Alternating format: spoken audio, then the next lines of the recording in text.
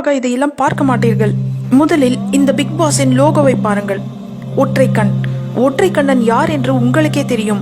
இந்த கமல் செய்யும் முத்திரையை பாருங்கள்.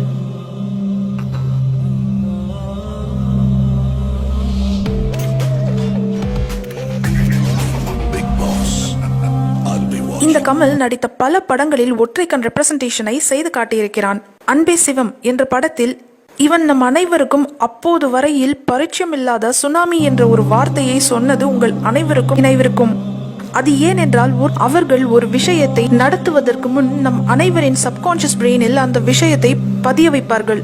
பிறகு சில நாட்கள் கழித்து அந்த விஷயம் உண்மையில் நடக்கும் பொழுது மக்கள் எந்த ஒரு சலனமும் இன்றி இது எல்லாம் சகஜம்தான் என்று ஏற்றுக்கொள்வார்கள். அதாவது முன்பே மக்களை மனதளவில் தயார்படுத்துவதுதான் இதற்கான முக்கிய நோக்கம். நீங்க சுனாமியே ஃபர்ஸ்டே சொல்லிட்டீங்க, எப்போலோ வைரஸ் வந்து தசாவதாரம்லேயே சொல்லிட்டீங்க.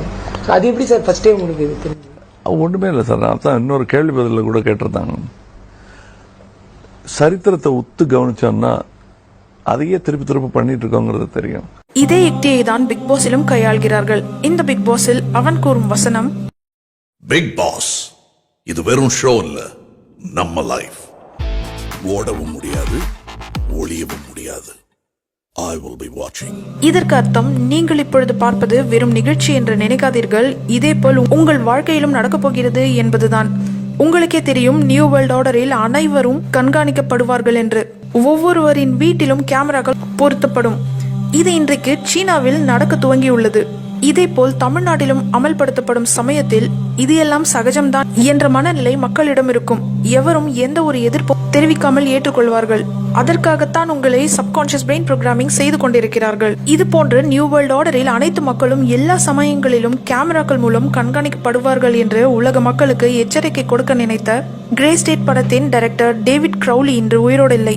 அவருடைய அந்த படத்தின் ட்ரெய்லர் வெளிவந்த அடுத்த நாளே அவரும் அவருடைய மனைவி மற்றும் குழந்தை மர்மமான முறையில் சுடப்பட்டு இறந்து கிடந்தார்கள்.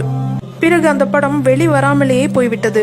இது மட்டும் இல்லாமல் இந்த ட்ரெய்லரில் நியூ வேர்ல்ட் ஆர்டரை மக்கள் ஏற்காவிட்டால் அவர்களுக்கு நிகழும் கொடுமைகளையும் இவர் படமாக்கியிருந்தார். இந்த படத்தின் ட்ரெய்லர் பார்க்க வேண்டுமெனில் எனது அரைசனசன் 2 சேனலில் அப்லோட் செய்திருக்கிறேன். கண்டிப்பாக பாருங்கள். லிங்க் டிஸ்கிரிப்ஷனில் உள்ளது.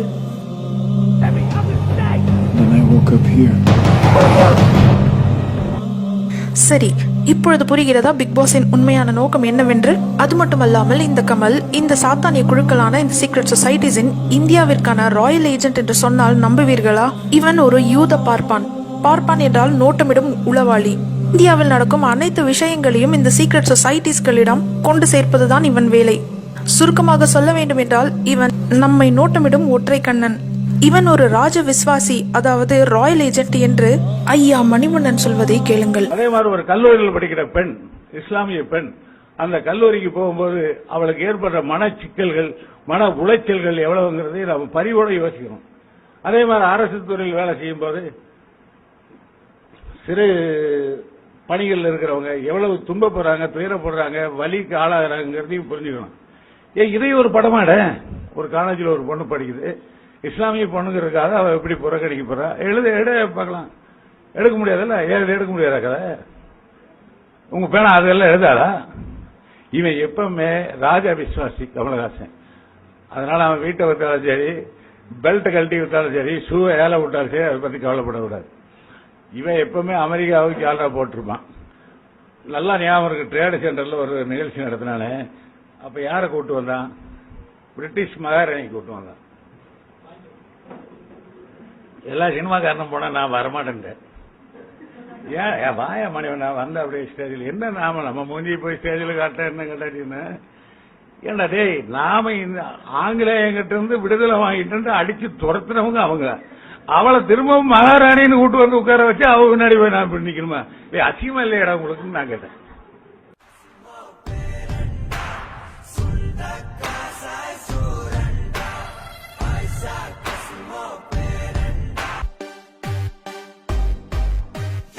இந்த முத்திரைகளை எல்லாம் இவர்கள் தேவையில்லாமல் காட்டுவதில்லை.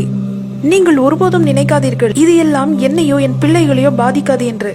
நீங்கள் இன்றைக்கே இதிலிருந்து உங்களை திருத்திக் கொள்ளாவிட்டால் அல்லாஹ் 1000 நபர்களில் 999 நபர்கள் நரகவாசிகள் என்று கூறினாரே, அந்த 999 நபர்களில் நீங்களும் ஒருவராக ஆகிவிடாதீர்கள். சரி, நீங்கள் இந்த காணொளியை பற்றி என்ன நினைக்கிறீர்கள் என்பதை கமெண்ட்ஸில் பதிவு செய்யுங்கள். இன்னொரு காணொளியில் உங்களை சந்திக்கும் வரை நன்றி. அஸ்ஸலாமு அலைக்கும் வரஹ்மத்துல்லாஹி வபரகாத்துஹு.